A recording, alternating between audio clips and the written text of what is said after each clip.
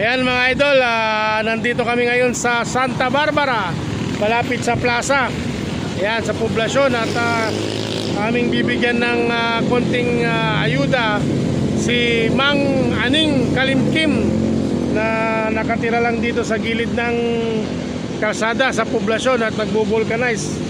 Ayan, samahan nyo kami. Ayan mga idol, ito yung aming bibigay kay Mang Aning. Ayan o, ayan siya o mga idol o.